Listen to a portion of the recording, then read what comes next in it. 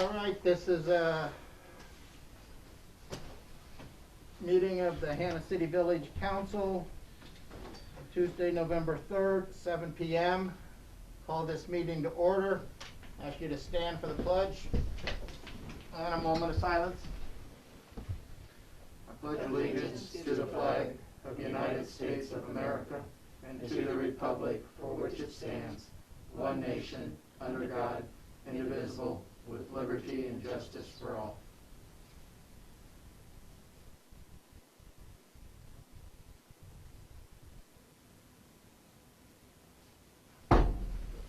All right, you may be seated. All right, with us tonight in our meeting room, we've got City Administrator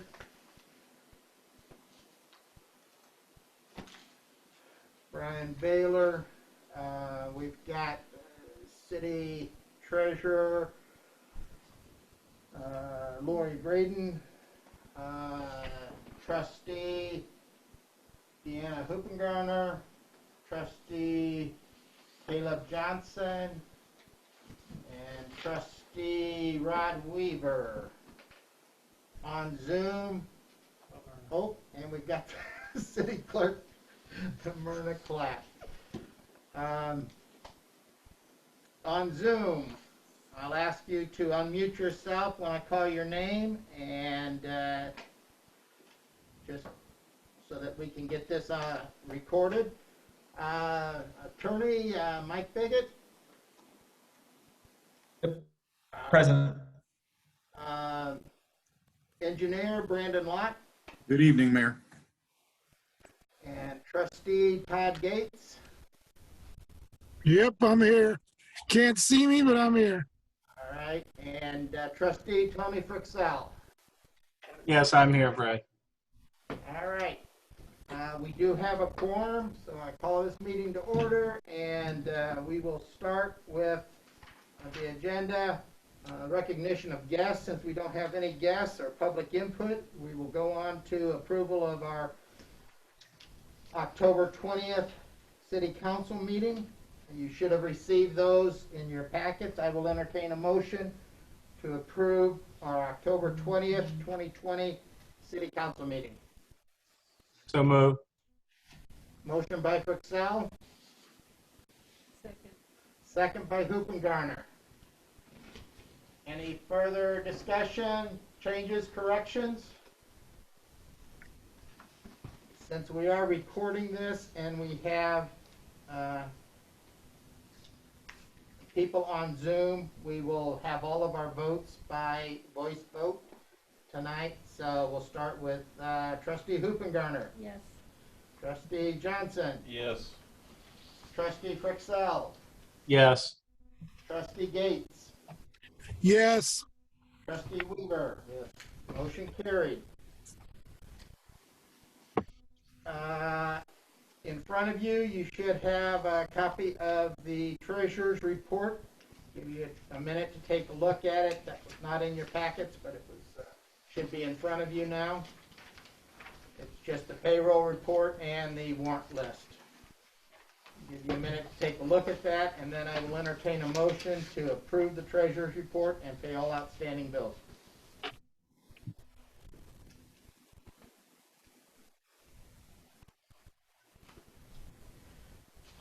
hard to drink coffee with a mask on. Yeah, it is.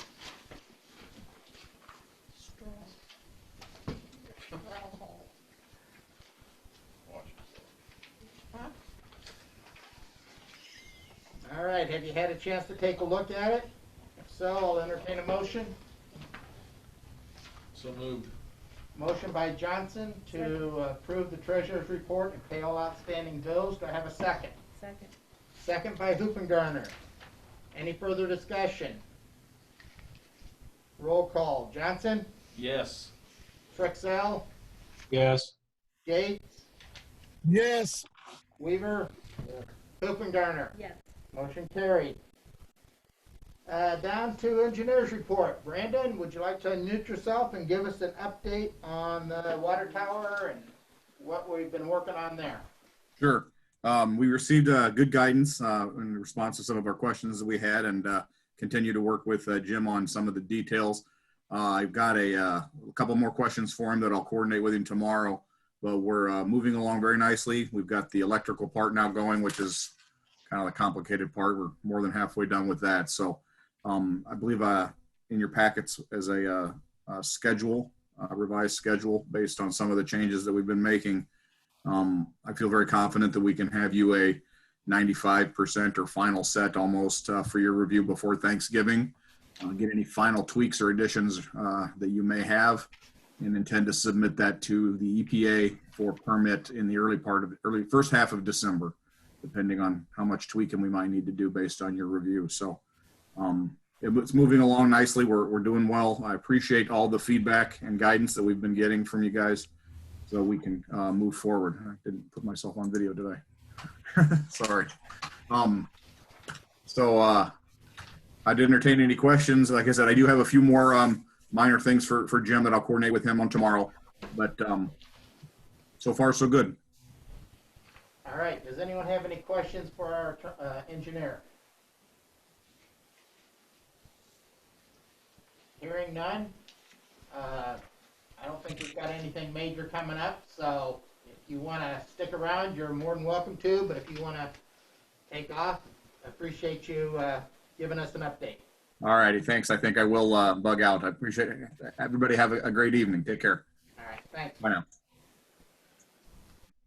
All right, Mike, would you like to give us a attorney's report? You got some updates for us or Absolutely. anything? Thank you, Mayor.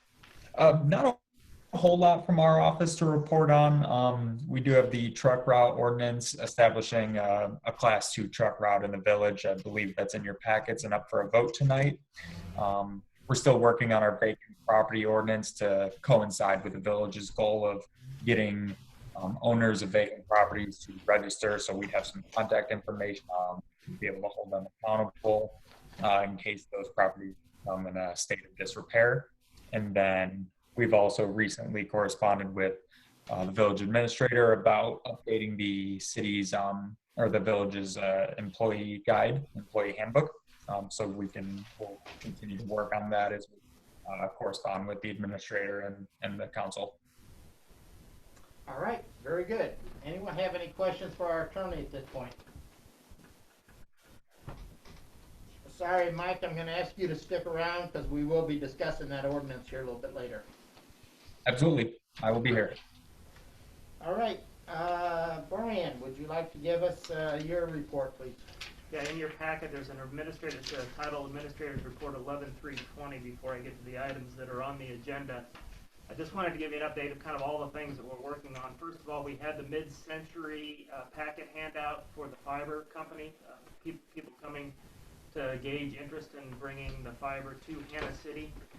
They told me that they gave out 65 individual packets. There seemed to be a good bit of interest, but at this point they're going to probably need to have some additional sessions to continue to gauge interest before they go to the next step in the process, which is to actually get people to raise their hand and say if it's something that they want to do.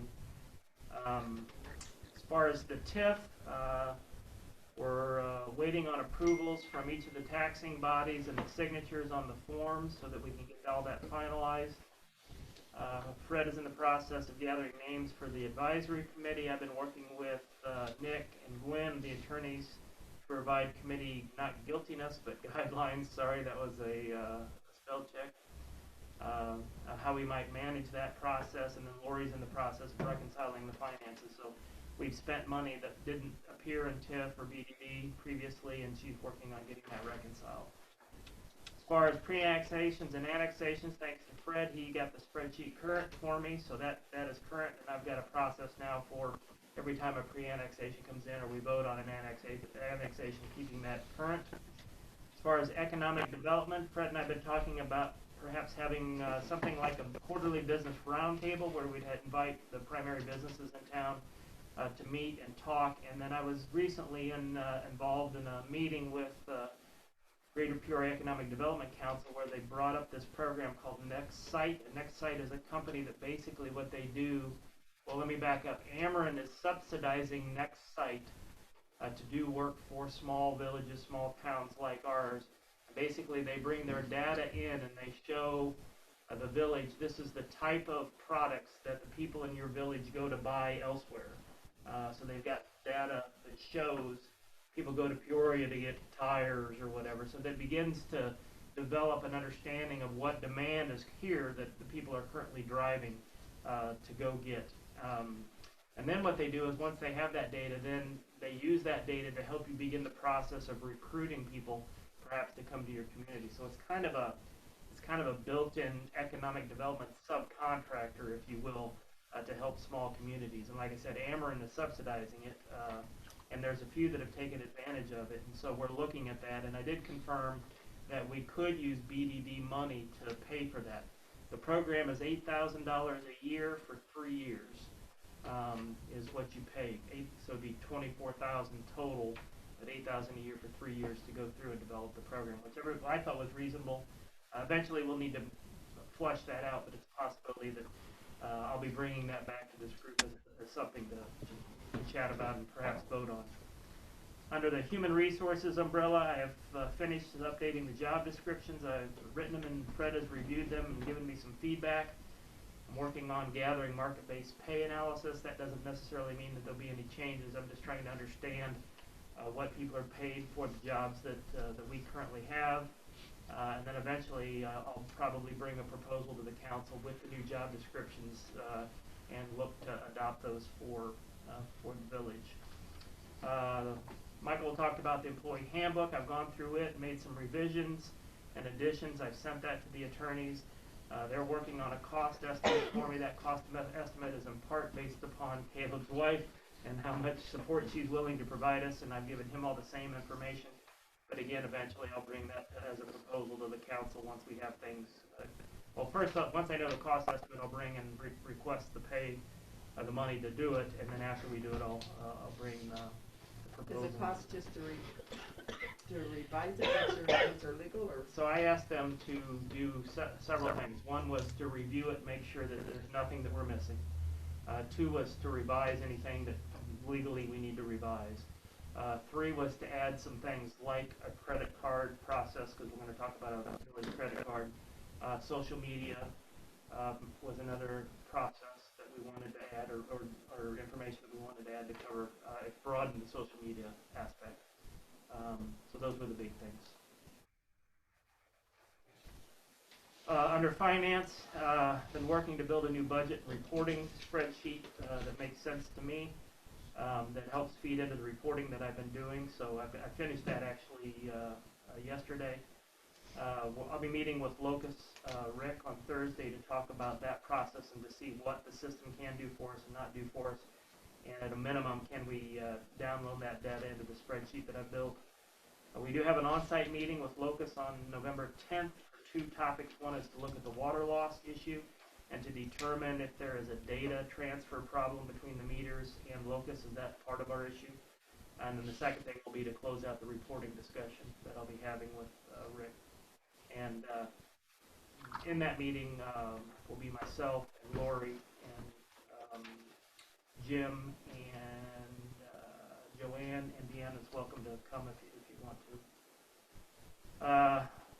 Lori and Fred and I are going to have our first budget meeting on the 12th of November, starting to look at the budget for next year and beginning to flush that out and see what it looks like. I talked about the water loss meeting on the 10th as part of that as well. MFT, we finally received the information and the data from the Tri-County group that we had paid to go through and look at all the different roads. They kind of grade your roads and they put it into a red, yellow, green chart, and I've got that information if you're interested in looking at it. They've got an upcoming boot camp where we would go and sit in and learn the next step of the process in terms of how to take that information and move it into MFT plan. I've already talked with Brandon about participating, and Roger and I will probably participate as well. And Rod, sir, you're welcome to participating in if you want as well. As far as the agenda items, I've got in your packet some information on a water price increase for discussion. This is not something that Fred wants to vote on this evening, but if you look at that, you'll see the history.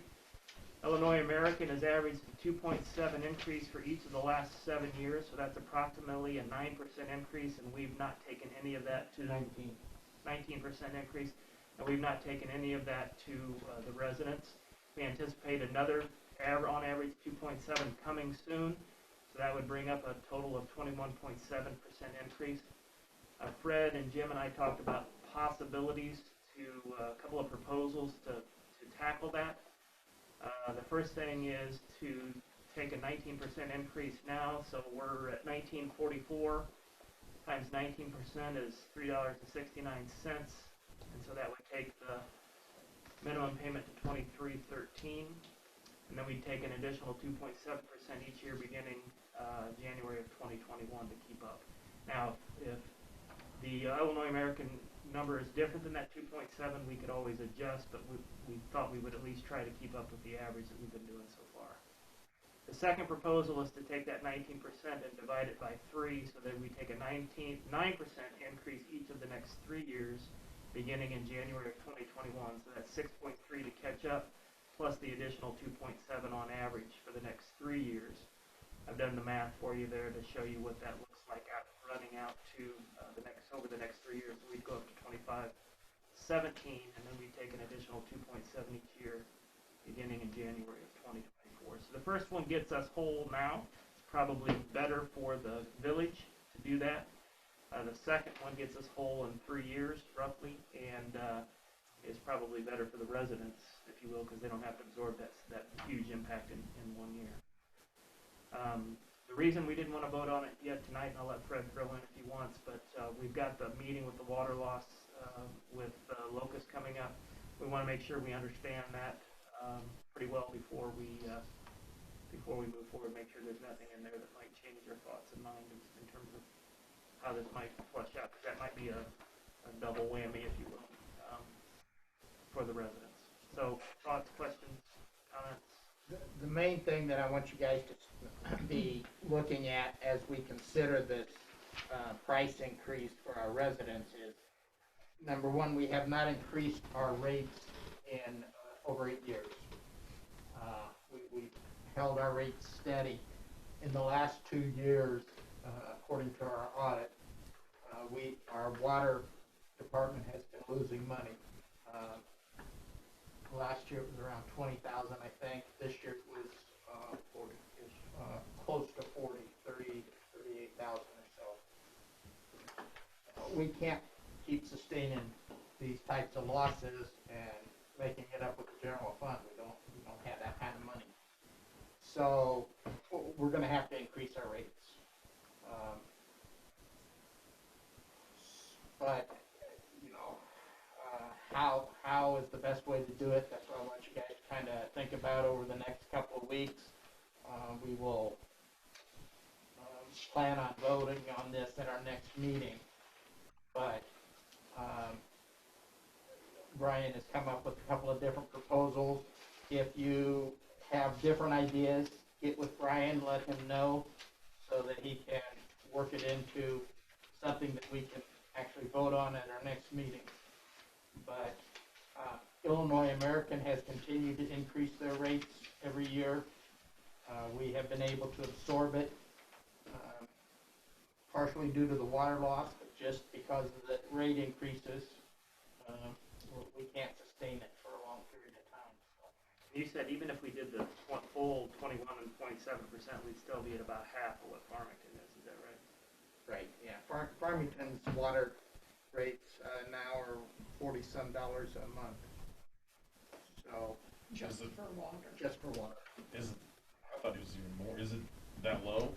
That's their minimum. Is it? Okay. Yeah. Is there, based upon what we showed today, is there a preference either way from the group to hit it all at once or to kind of feather it out? My initial thought was hit it all at once. Yeah, proposal 1 I think would be best to get that first initial shock done to help us, try to get us back in the black from all the years of being in the red, and then then start doing the 2.7 additionally after that. Means it's 19% of $19. Yes. With those dollar amounts, I'd say hit it all at once. Yeah, I mean, and we know that through the life of our garbage contract, we're not gonna have to raise the rates there. Our sewer is doing okay, so, we don't anticipate any raises in our sewer at this time. If we could get our water whole, we can go for a few more years without having to raise our rates again. And who knows, maybe the locust meeting will cover a bonus. Yeah, right. So, All right, thank you. The next thing is we're looking at, there's a resolution from Morton Community Bank in your packet in regards to a credit card. We're trying to just get a general credit card for the village to use. It would be one card. There would be 4 registered users, Lori, myself, Jim, and Roger. The way the process would work is Lori would keep hold of the credit card. If somebody wanted to use it, they'd have to come and sign it out. They get the credit card, they use it, then they have to turn the credit card back in with their receipts. We were thinking of having a purchase limit on the card at any given time of $500 because that's basically anything over that is what we have to bring here. The open questions, I think, for the board are, 1, are you okay with this? And 2, what would you want the overall credit limit for the card to be? In other words, if we had 4 or 5 $500 purchases roughly, I mean, do we want to set that limit at 2,000 or 3,000 or where would you want to set it? I don't know, $500 one-time purchase limit though? Well, that's the limit, I guess. It's not a one-time purchase. That's what it is now. They can't go to. We can make it lower if you want. Oh, I mean, I thought that was too low, but I didn't know if they ever took it to go pick something up that we'd already approved and we paid with credit. I guess most of the time we probably already have a check cut if we approve it here. But The one thing we can do is put a process in place where we can temporarily raise the credit limit. We would just have to know how you would want us to handle that. Who would have to approve that we could do that? I think with the credit limit of 500, that means that anyone who uses the card can't go over 500. yeah, What we could do is have the administrator's limit, set that at a higher rate. And so if it is a major purchase that the board has approved, the administrator would be the one to make the purchase.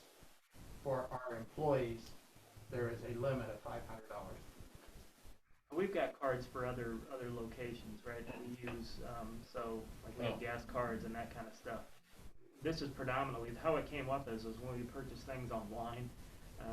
People just don't take checks or that kind of stuff. So it's easier for us to just buy it online. So we're trying to buy a Zoom subscription, and for it's $140 or something. We really don't have any way to do that, without having this card. So that's Didn't the auditors at one time say it wasn't a good idea, or they've changed? They did change it. I remember last year we talked about it during audit time, and they said it would be okay.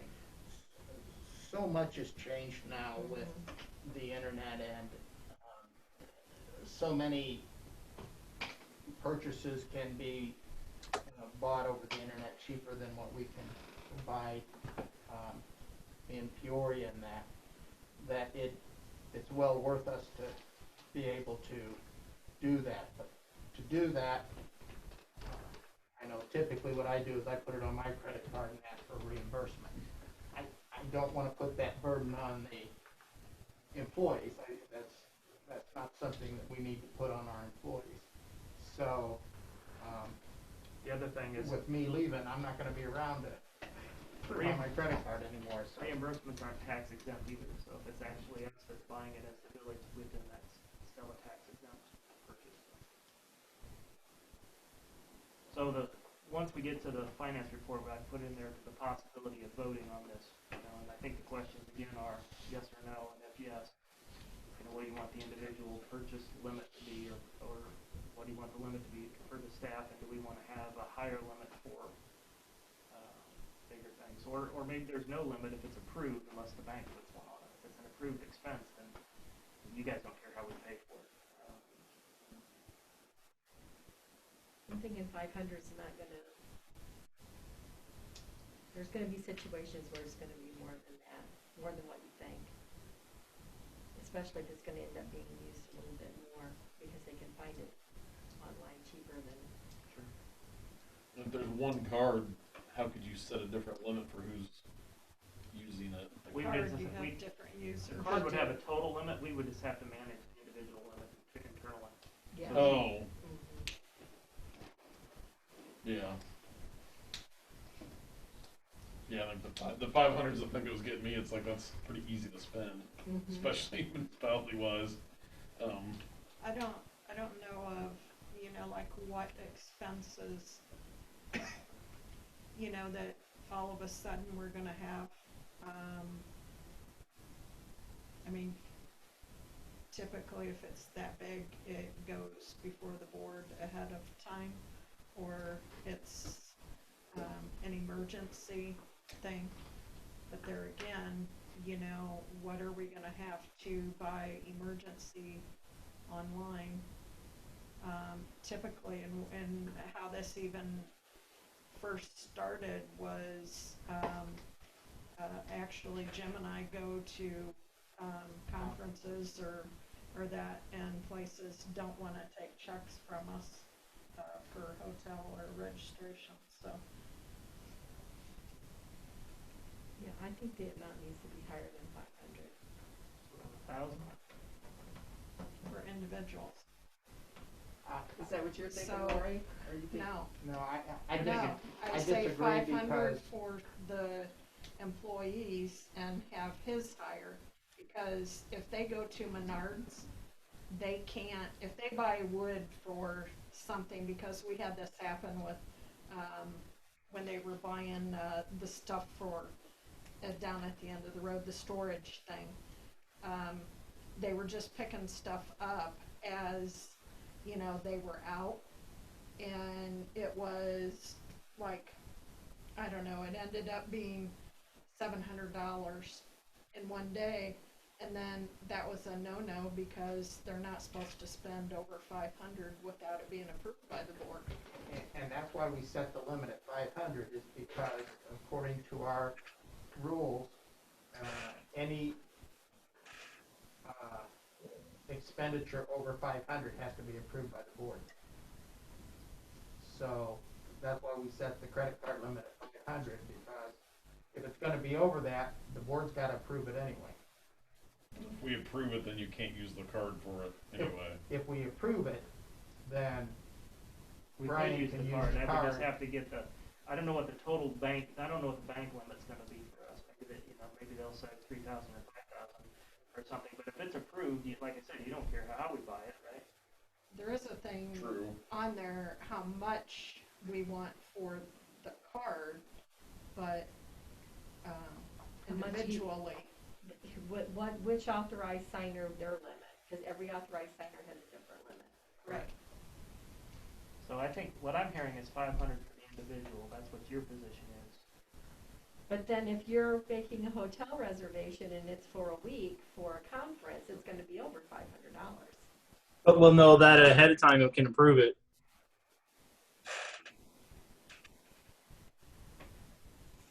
Or you can have my limit be higher and I can approve it, unless you don't want that. I'm not trying to, I'll do whatever you want. No, it's fine. It's just anytime they come pick up something that's approved over 500, you just get to go with them. That's to sign a How form. often do they do that? I don't know. They Yeah. get something over. Well, let me ask you a Each different go question. How twice much a would you year. want the card to be available for? I'm thinking of 3. $3,000? Yeah, I would think 3 to 5. I wouldn't go for 5. What do you guys think? 3? I mean, We can always, Not to exceed 5,000.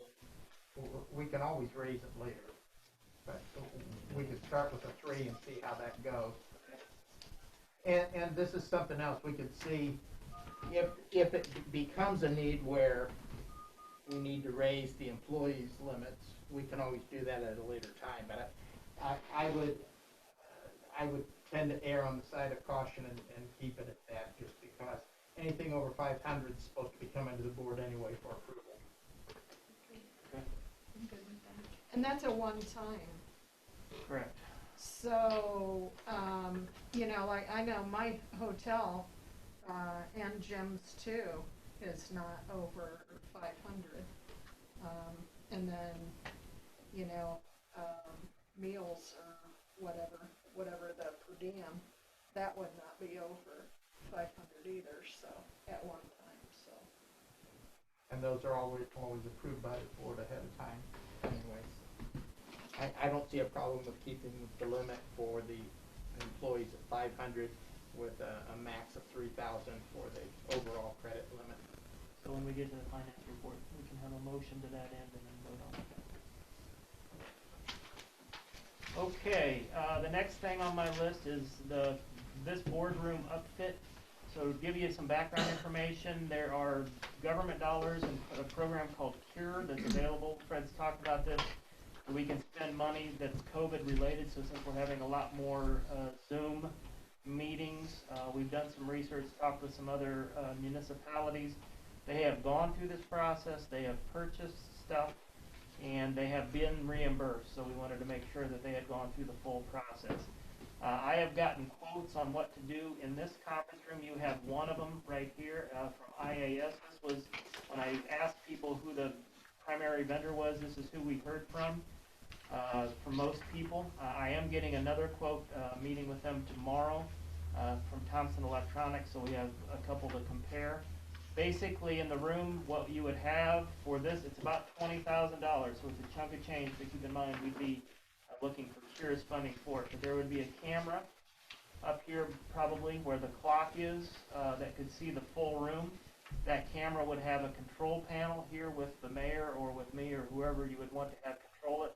That could move the camera to preset places, that could zoom in, zoom out, a variety of other things.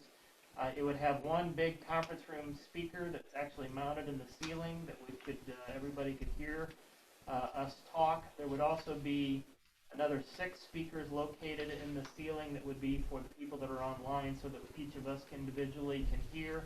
And then there would be one large TV monitor which would get rid of the projector that would have our ability to see both the people that are online and to show any presentation type stuff that we would want to show, and the people on Zoom could see that as well. So that's what's in the quote. At this point, there's nothing I'm asking of you other than to review this and tell me whether or not it's something you think you want us to continue to move down the path. Eventually what I'll do is I'll bring both quotes in and we can look at them and decide if it's something that we want to do. We do have to spend the money and look to be reimbursed for it by the end of the year. So we need to make a decision fairly quickly. Do we already have a dollar amount that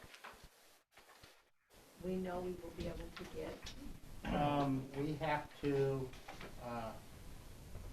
we have been allotted about $115,000 for COVID-related expenses. And this would be 20, and that's not out of line with other groups. Now, they're bigger communities and so forth, but some of them spend up to $30,000. But the reality is there's risk, right? That we spend the money and then we submit it and we don't get it, which is why Fred and I didn't want to bring it here until we had talked to some other villages and heard that they had been through the process and gotten reimbursed. I know there's a lot of them out there that haven't even said yes to apply for any of it yet. Right. I was looking at that list yesterday to make sure we weren't on it. We have not applied for anything at this time. Yeah, there's a list. The way this CURE money is, the state is hoping that the communities don't spend the money because then it all comes back to the state. This is federal money that has been given to the state, and it has been divided up based on our census numbers. And so the amount of money that was divided up for us was like $113,000 or so, a little over $100,000 for us. So far we've spent about $200 or so just in Laptop. well, yeah, we haven't included that yet in it, but so we haven't spent much money on it at this time. But we're looking at ways to spend this money. If we don't spend the money, then it goes back to the state, and they're already sending us emails saying, hey, are you gonna spend this? If not, you know, send it back, we want it. So, before we moved forward on this, we wanted to check to make sure that other places are getting reimbursed for it. And we do know of a couple places that have already submitted and have been reimbursed. There's a third-party vendor that goes through the paperwork to make sure that it complies with all the COVID-related expenses. But because of the remote meetings, it should apply. And for what it's worth, we're not spending wildly. The first quote I told them was to give me everything, show me everything, show me what other people are doing, and the initial quote was like 38 grand, something like that.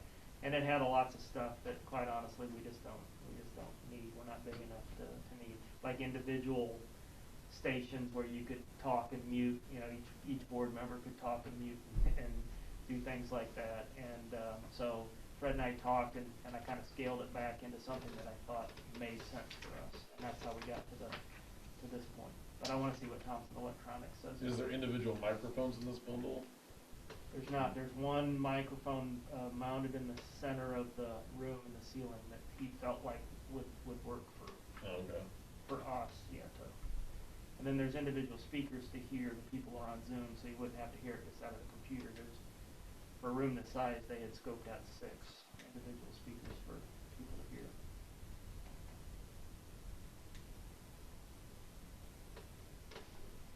All right, anything else on that? So is that something you think we should move forward on? Yep. I do. This is not going back, even after COVID. It's Yeah. not going back. Well, and they're talking about another year with this COVID stuff anyway, so. And am I correct in what I was reading on there yesterday is this stuff all has to be done by the end of this year? By the end of Has to be December. purchased. Yeah. Has to be purchased and And they submitted told me from the by December 31st. That's not very far away. I mean, this is already the second, So or he the told first me week in November. from the point I tell them go, he said 3 to 6 weeks, but he said probably for the size of thing we're doing, it would take 3 to 4 weeks. So yes, we need to move quickly. Yeah, we would need to have something to be voted on at next meeting Agreed. before, At the latest. or we wouldn't get the money for it. Understand. The other thing I was asked to do is look at tables where we can replace the folding tables at each end. So you'll see in there in your packet. It's not perfect. To find a 27-inch wide table, you would think would be easier, and one that was the same height. I found adjustable height and 48 length and 24 depth. And this may not be what we want to do, and maybe Bill needs to weigh in. I don't know. He's got copies of this as well, but I'm just trying to replace these 2 tables because I believe they belong to you, don't they, Fred? Yes. The 2 folding tables. Last thing, I'm sorry, I'm taking. So do you want something on that? I think we'll talk to, I mean, I guess first, just a general question. If the end tables were 3 inches shorter than these, is that a problem? Shorter or wide? Less wide. Probably not. The height's adjustable and the length's 48. I don't know what those folding tables are, but I think we measured them in one, they were close to that. There's a picture of it on the back. Yeah, those are 6 foot. So they're a foot shorter and 3 inches narrower. There's nothing I need other than, I probably just need Bill, don't I? Okay. Yeah, those look And they're- some others. Okay. The next thing has been working on a website upgrade. We've got a quote here, and we don't need to vote on it tonight or anything. I just wanted to give you a feel for the kind of money we're talking about. It's $1,800 is the quote. There's 2 things in your packet. One is the quote, and then the second piece is just kind of a mock-up of what the new site would look like. I'm not sure it's all that comparable to what it is that we want to do. If you want to look at somebody's website that looks like what we'd be doing at the city of Bartonville, it's very similar to what's going on there. The scope of what we're trying to do is just, one is to refresh it 2 is to redo the site map and perhaps simplify things. 3 is to have the forms that are on the site be dynamic, where people can type in them and then print them off and sign them and turn them in, so we don't have to deal with people's handwriting. The other thing we would be doing is adding a section for the economic development area with the TIF and BDD and all the forms that go with that. It's the same person that's currently doing our website. We would just be upgrading and upfitting it and simplifying it.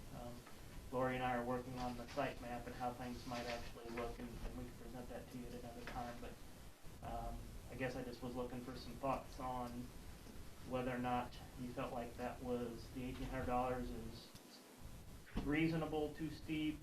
Is it a worthwhile? One time or annual or? Seems like a bargain to me. I can't believe it's. And we would retain the content, adding and subtracting ability, so Lori can continue to put things on and so forth. So that was one of the key things that we built into the process. We are getting a lot of people using our website now. We have a lot of our forms on there now. It definitely needs updated, and 1,800 seems very reasonable. What's this picture here, Rob? So it's just a mock-up. I don't really even know. The top part is Looks like a rails to trails, doesn't it? No, this little bitty one right underneath the cornfield. Looks like a tornado went through it. Yeah. Yeah.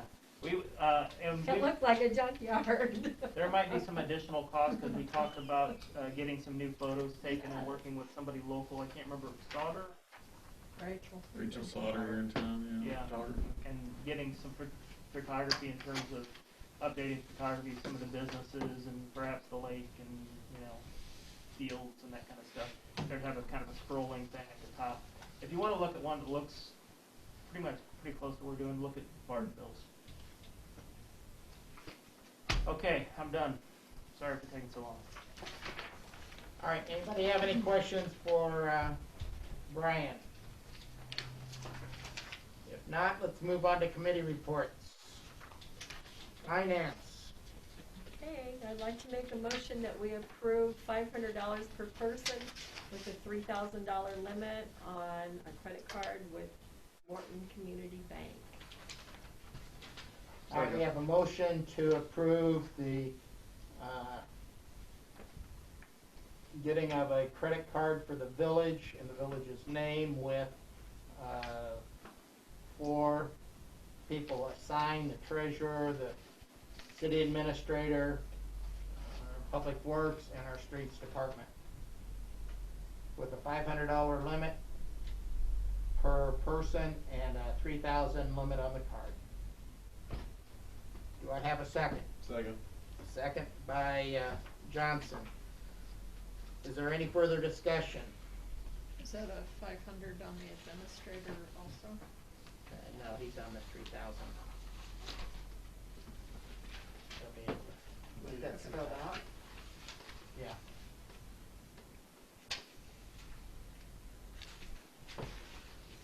All right, we've got a motion and a second. Any further discussion? Roll call it. Frixell. Yes. Gates. Yes. Weaver. Yes. Rupengarner. Yes. And Johnson. Yes. All right, motion carries. That is all I have. You want to give us an update on your, Oh, on what do you call it? The strategic planning committee yes, the strategic planning committee for the school. for the school district that I attended was very, very informative. I learned a lot. The gentleman that ran the course was very informative and knowledgeable, and what we did was we did a simplified plan that will be presented to the school board, and the school board will then vote whether or not that they will use that strategic plan or not, and I'll move forward with it. There was a few people there that was from the school board already, so I do think that it'll probably be something that'll be approved. All right, very good. Thank you for doing that. Appreciate you taking your time to to do that, and that's a long day for you. 2 days. 2 days, yeah. 2 days. That's right, 2 days. All right, Todd, Gates, sewer, what do you have for us?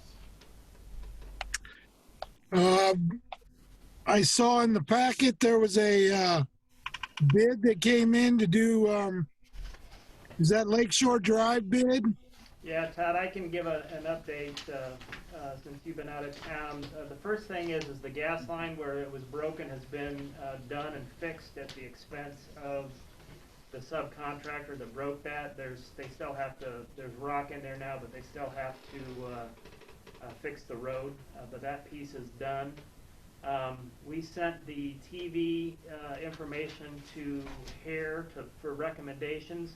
We asked them for the two primary areas, the manhole between 76B and 76C on Lake Shore, which is kind of in the Duryea area down to about where that gas line break was. That's the quote you see in your packet, is to line that and fix the things that are broken in there. They've got that down for just about $11,000. So I suppose that's open for debate if we want to do it. If we take a step back and look at the bigger picture and look at all of Lakeshore Drive that we TV'd, we've been trying to fix Duryea's specific issue. We've gone through and kind of retrenched the ditch there along Myrna's property to help the water flow back down to that retention area better. We did a look at the height of the pipe that's running from the teepee drain that's located in that in Myrna's yard there, all the way over across the street, and there is a slight pitch there that helps us, so we think that might help. You know, we know Duryea has the biggest problem when we have a lot of rain, so if we can get some of that out of there, then that might help. This would be the next step. The sewer line needs to be fixed anyway, so this might help that. And then we also had them look at 76D through 76F manholes. And when you look at that on the TV, that's all underwater. But their point here is if you're not seeing any pain with any residents, then you might be okay. That pipe has already been lined, so the pipe's in good shape. It's just that it's sagging and it's got water in it. So and that's going to be expensive. We have to dig that up and redo it. So we're just trying to take it a piece at a time. If we do this $11,000 project, and then look and see how that pipe's draining out in the yard in Myrna's space out in that yard. Does that solve the problem with perhaps either some sort of pump at Duryea's or another valve or gauge there? Does that solve the problem? And then we don't have to go do the part that's sagging?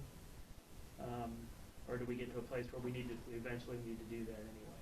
So that's kind of where we are. So I guess in my mind, we probably ought to go ahead and do this first part of it, and then see where we're at.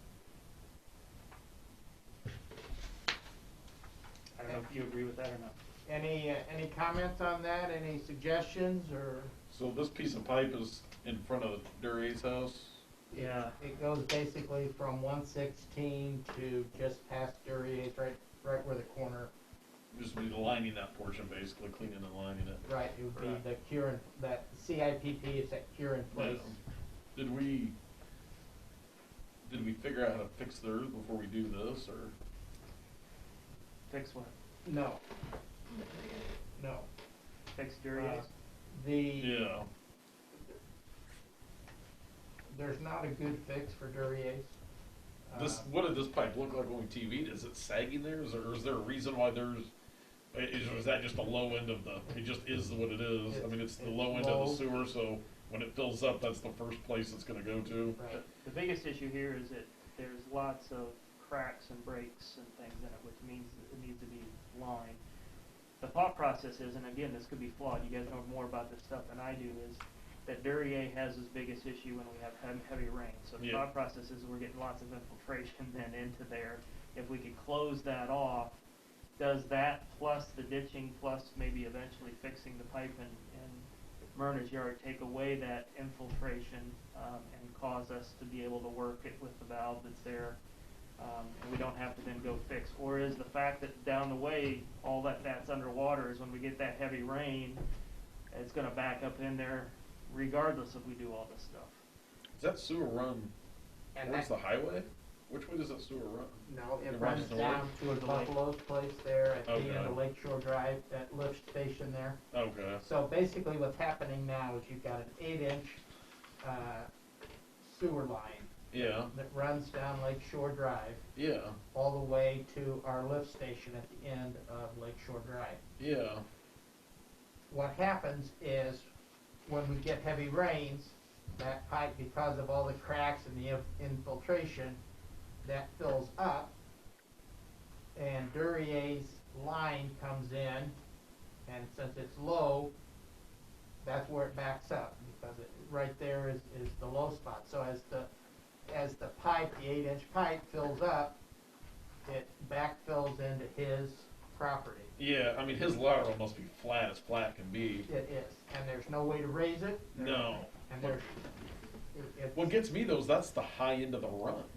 Yeah. That's not the low end of the run. Why is that water not getting downstream quicker? What's stopping it? the belly's in it. So Yeah, but it's still flowing past that point. it is, but it takes time. Yeah. And so it backs up there. His line is so flat that that's where it's going in. Man, so everybody else must have a lot of fall in their lateral that it never can get high enough. 'Cause we got- I just don't understand why that line can't get water downstream quick enough. Well, This center. and that's what we have, we don't understand why there aren't more people getting water in there. That's what I'm getting at. Does everybody else have a crazy steep lateral where the water's not getting up there? Yeah. And I don't understand how the water doesn't get downstream quick But I enough. think He's the there's only, last I think there's one. only one sewer off the rest of it, through F, right? Manhole F, isn't there only one? I mean, for him to get water, that pipe has to be completely loaded with water, top to bottom, the whole length.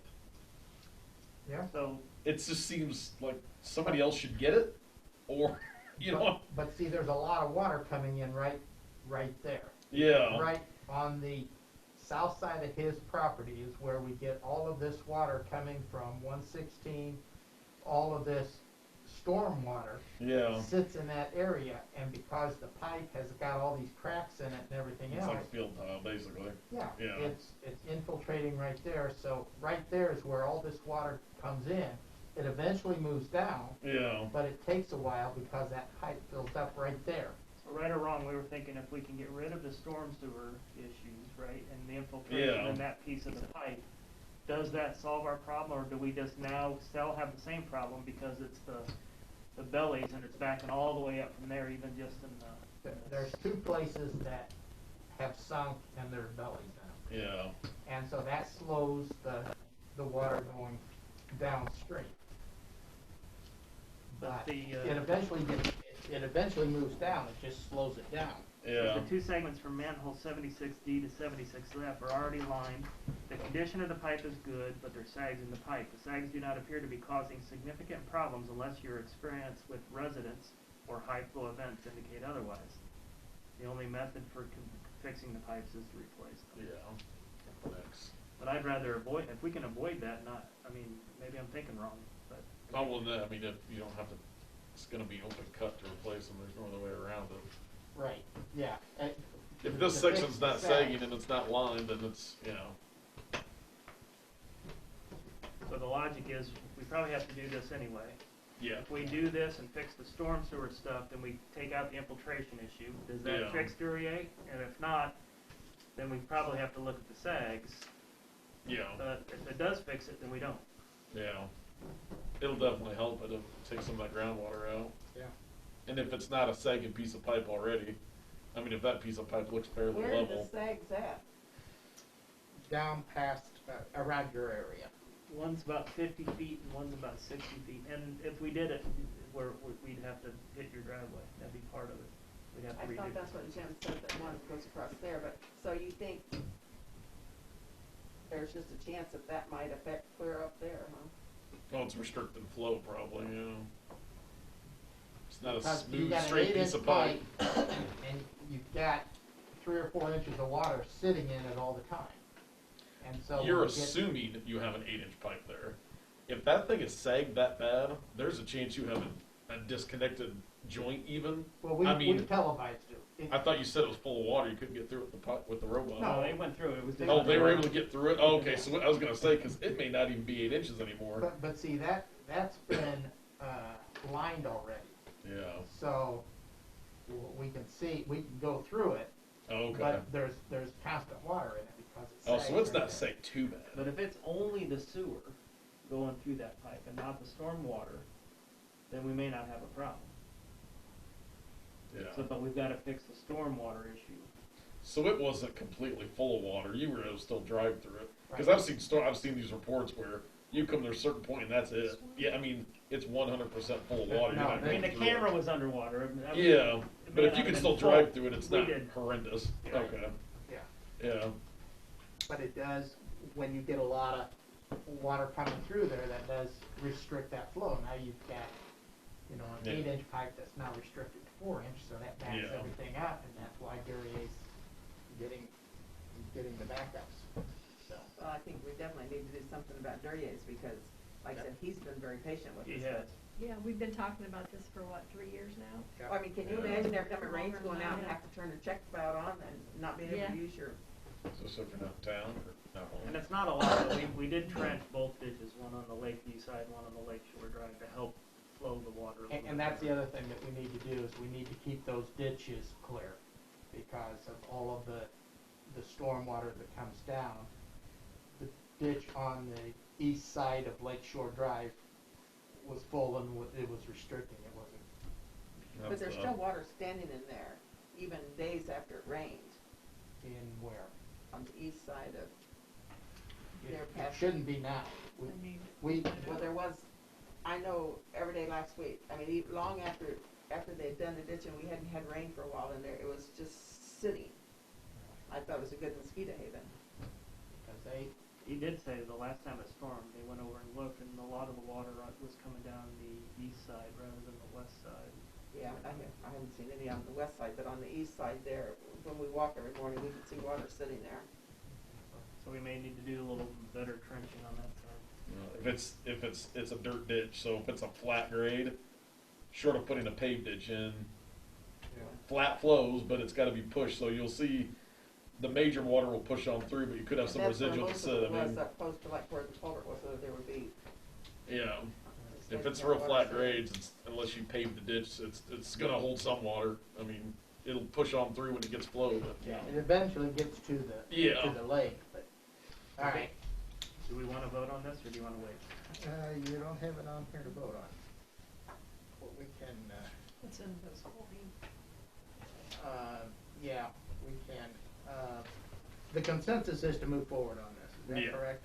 I think so. All right. It's on there. Yeah. Why don't we make a motion then to approve the project cost of $10,800, say not to exceed $11,000.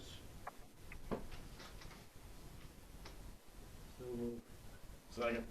Got a motion by Weaver to accept the quote from Hare Construction not to exceed $11,000 to line 293 feet of sewer line along Lake Shore Drive. I got a motion by Weaver, a second by Johnson. Is there any further discussion? Roll call. Gates. Yes. Weaver. Yes. Hoopengarner. Yes. And Johnson. Yes. Frixell. Yes. All right, motion carried. It doesn't say vote, but that's okay. So that's a lesson for me then. If we were going to vote, I need to say vote on this. Okay. All right, I missed that. Oh, yeah, sorry. What was the gas line? The gas line was the one that was fixed. We mentioned that. Ameren subcontractor. Okay. Thank you. Are they gonna come back and clean up? They fixed some areas. We're still getting some complaints around Phil Gould Drive and that. Murphy Road. People said that they haven't been back. They're settling all over the place. I've got a note. Okay. So one of the residents called in for the Phil Golden piece, so I'll Yeah, it's on follow Murphy up on Road it. too. It's pretty bad around the corner. Intercom. Everywhere they pothole for utilities is all sunk in. And So yeah, we will be contacting them and asking them to follow up on that. All right, anything else under sanitary, under sewer? No. All right, streets and alleys. Looks like there's a truck route ordinance going on. All right, truck route ordinance should be in your packet. We looked at that at the last time. You notice that we've included some areas for the truck route. Basically, we included the truck route to go north of 116 on Main Street to Chicago to First Street, back to 116. We've included that area. And then we also included that they could go either way on Pekin Lane. We don't care which way they go. And I think that's about it. Those are the only changes that we made to the ordinance. So, anyone have any questions? All right, well, let's get a motion to approve first, and then we'll motion by Weaver, second by Hoopengarner. All right, discussion. Anybody have any other questions in reference to that? We had bought. Will we put any type of fine in there, Fred, for that? For not observing that truck route, or is that just a state ordinance it's gonna go off of? I can field that one. We did not put a fine from the village in there. I believe there is a fee schedule though from Peoria County, and we are adopting Peoria County's ordinance. Basically, the vehicle code allows us to adopt a county's ordinance for the county highways that run through our village. So we've adopted that one, but we, the village ourselves, do not have a fee. Okay, thank you, Michael. We had purchased some signs. I assume we would probably need to get some additional ones if we're gonna go this other side, right? We will need signs. That is a requirement in the vehicle code. We need to post proper signage, giving reasonable notice of the truck route. So that's one thing we'll have to keep in mind. Right, right. We've got the signs. We'll be, if this ordinance passes, then we will be I'll follow up with you guys. putting up the sign. So this would be ordinance number 20-11-01, establishing a Class 2 truck route for the village of Hannah City. Any further discussion? Roll call. Weaver. Yes. Hoopengarner. Yes. Johnson. yes, Frexell. Yes. Gates. Yes. All right. Motion carried. We'll include that fine in there too, Mike. Okay? We need to then inform the businesses of the new truck route, Fred? Well, our signage will do that. So Okay. our businesses already know. We've got we got 2nd Street widened there so that the trucks can make that turn now. So once we put up our signs, our businesses already know that it's coming. They were just waiting for the passage of the ordinance and the signs.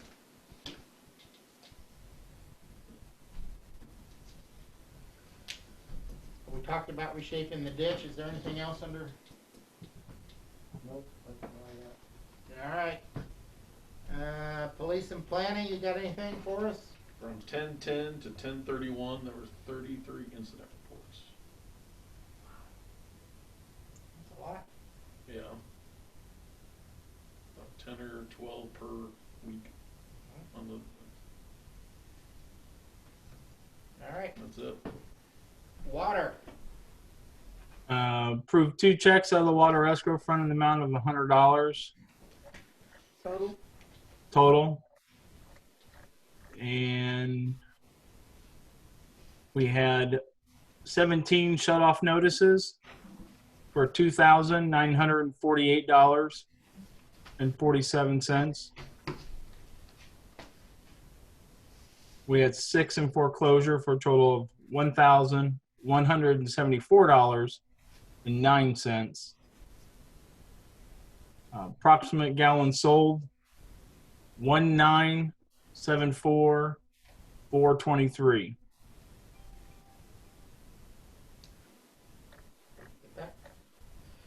All right. Other business under this grant, Fred, for meeting stuff. Do Right. we want to look at getting anything for the individual board members, or have a a spare equipment to have, so if a member can't make it, we can get it to them so they can Are you looking at like iPads or something like that? be an iPad, or maybe like a Surface Pro, something that's more Windows compatible. Yeah. I was talking to some other places on that. They don't think that would pass the COVID requirements. Well, we can try, I guess, but from what I understand, they don't feel that is a COVID-related expense. Okay. So we can inquire on that with the third-party administrator of it, but from my understanding, they're not sure that would work. Okay. That's all I have for water then. All right. Very good.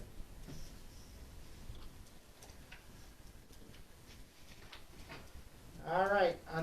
Anything else under committee reports? Hearing none, let's go to other business.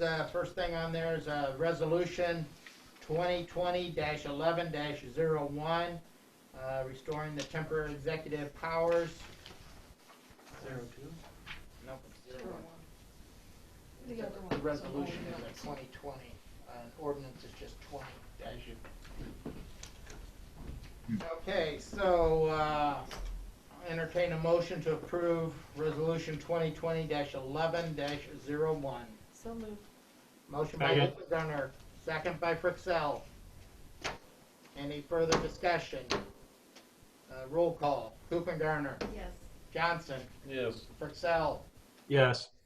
Gates, Yes. Weaver. Yes. Motion carried.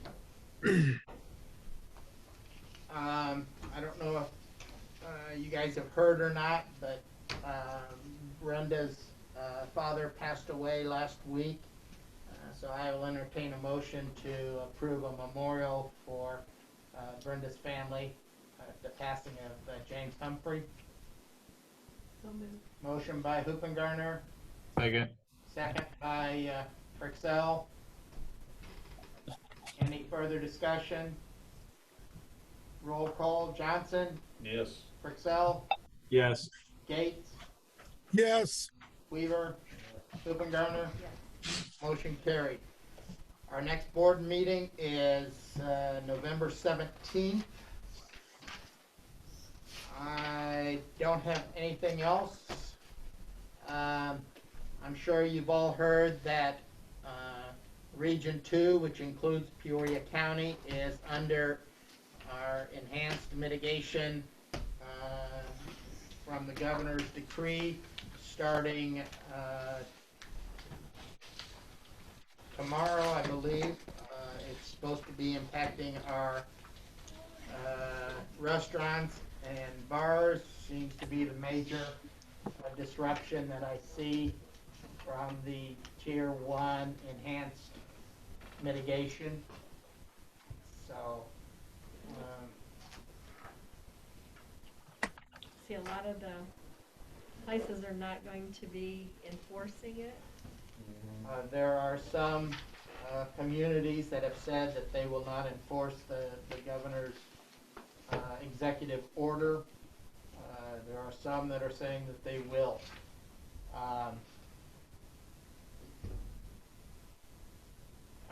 Basically, I'm leaving it up to the businesses themselves to decide whether or not they want to open or not. we are not taking a public stand one way or the other, as far as enforcement or not enforcing. You don't have a police force to send there anyway to do it, so, Right, I so, mean, yeah. do, who? Peoria, they're not enforcing. Oh, they have a police Police force aren't. though. Washington's going to, they said their police officers will check. Yeah. Police, or Peoria said they don't have manpower. Yeah. So, I think we'll just let our businesses make their own decisions. It's up to them, whether or not they want to follow the governor's executive order. We are not putting any further restrictions on them as far as that goes, so swim at your own risk. Yeah. Does anyone else have anything further to come before the board? If not, meeting adjourned. Thank you all very much. Thank you. Have a good one. Thanks, everyone.